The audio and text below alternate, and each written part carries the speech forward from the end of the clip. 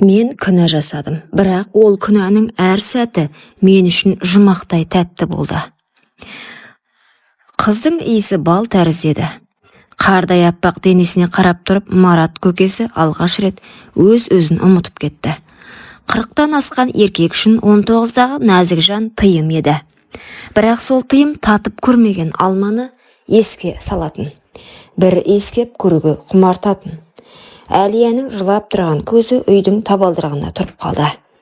Інісі үзіктен күйіп қалды. Әкесі оның үстіне айқайлап, «Жоғал бұл үйден, көзіме көрінбе» деді. Анасы бұрышта үнсіз тұрды. Бір сәтке бәрі аязы қатып қалған еді. Қыздың жүрегі емес, бүкіл болмысы тоңды. Көше, қараңғы, сол сәтте Марат кездесті. Марат әкесінің досы, жылы сөзді, көзінде шоқ бар еркек. Әр келгенде Әлияға тәтті әкеліп, «Тәттім, сен ғана» деп күлімдейтін. «Мін отыр, мен апарайын. Үй жоқ болса, әзірге біздің жақта бола тұр» деді. Қыз үнсіз көлікке отырды. Өйткені енді ешкімге керек жоқ екенін ұғынған. Ол үйде әйелі қарсы алды. Жылы сөз, жылы тамақ. Ал кешке қарай Марат екеуі қонақ бөлмеде шай ішіп отырғанда еркектің көзі оның жамбас тұсына түсіп кетті. Ақ көйлегі тізеге дейін көтеріліп кеткен. Көрген сайын көре бергісі келеді. «Сенің көзіңде жалғыздық бар» деді ол. «Оны байқайтын адам сен сияқты ешкім болмады» деп сыбырлады қыз. Жақындады. Марат қолын қыздың тізесіне қойды. Қыз дір етті, бірақ шетке бұрылмады. «Сен бала емессің» деді ол. «Жоқ, ересекпін, жылуға зәру ересекпін». Сол түні Марат қызды жай ғана шешіндірмеді, ол соғ өмірден шешіндірді. Қыздың денесі аппақ қардай еді, ал еркектің алақаны ыстық оттай еді. Ол қыздың иығына ерін тигізіп баяу мойнынан төмен сырғыды. Денесінің әр тұсы сағынышты сезгенде қалтырап тұрды. «Сен менің әкем емессің, бірақ маған бір рет қыз емес, адам ретінде қараған адамсың» деп сыбырлады Әлия оның құшағында жатып.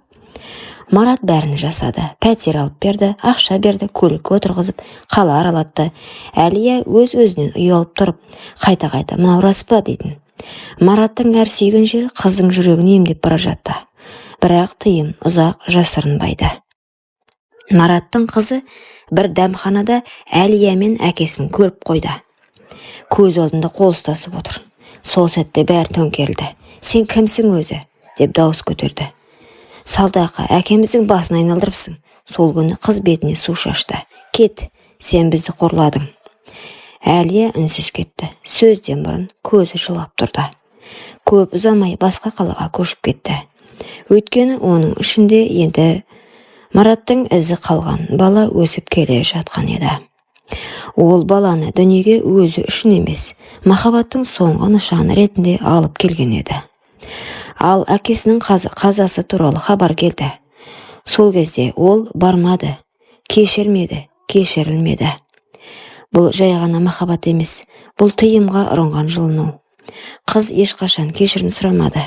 Себебі ол алғаш рет біреудің құшағында емес, жүрегінде тыныштық тапқан еді. Марат пен Әлияның баласы, кішкентай Қанат. Бала жарық әлемге келгенде өмірдің жаңарған үміті мен махаббаттың айқын белгісі болды. Бірақ тағдырдың жоспары қатаң әрі қатал еді. Бір күн кешқұрым Қанатты қолында ұстап келе жатқан Әлияның жүрегі дүрсілдеп сыртқа шыққан көлеңкелерге алаңдаған. Кенеттен бұрылыс жақтан көлік тез келіп соқтығысты. Қатты соққыдан Әлияның көзі мәңгіге жұмылып орнынан тұра алмай қалды. Бірақ баласын қорғауға бар күшін салған еді. Еріксіз жанжал, у-шу, жақындар жиналды. Марат сол кезде іссапарға шығып, Әлиямен қайта кездесіп, баласын құшағын алуды ойлап жүрген еді. Бірақ өмір деген сынақтарға толы ғой. Тез арада келді, бірақ үлгермеді. Олар Қанатты асырап алудан бас тартты. «Бұл бала біздікі емес» деді Мараттың әйелі соғық жүзбен. Мараттың көз алдында баласы жетімдер үйіне түсіп кетті.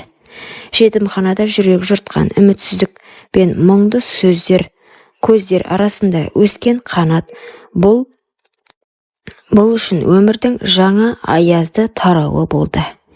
Әлия өз қолынан өткеннің бағын бездіріп, баласының тағдырын өзгертпек түгілі, оның өміріне араласа алмайтын тағдырға түсті. Мараттың ішкі жан дүниесі мұңға толды.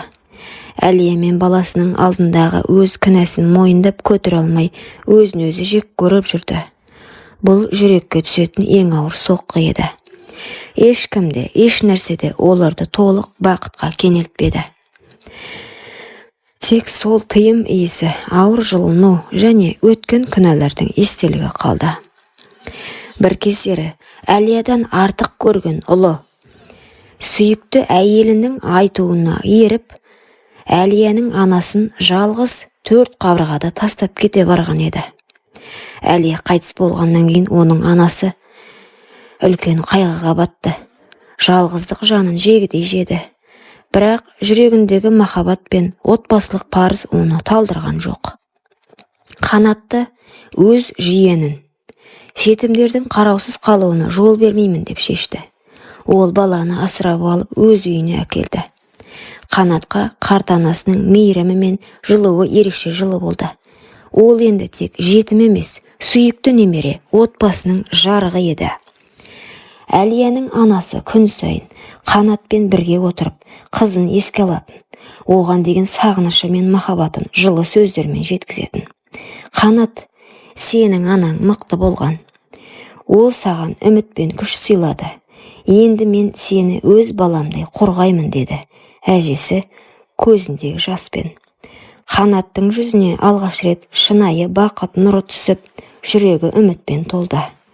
Осылайша ауыр қайғы мен қиын тағдырдың арасында махаббат пен үміттің сәулесі жанды. Әлия жоқ болса да, оның рухы, махаббаты мен арманы немересінің өмірінде жалғасуда. Құрметті оқырман, өмірден алынған шынайы оқиғаларды тыңдағыңыз келсе, менің арнама тіркеліп, лайк, комментарий жазып қолдап кетіңіздер. Келесі кездескенше.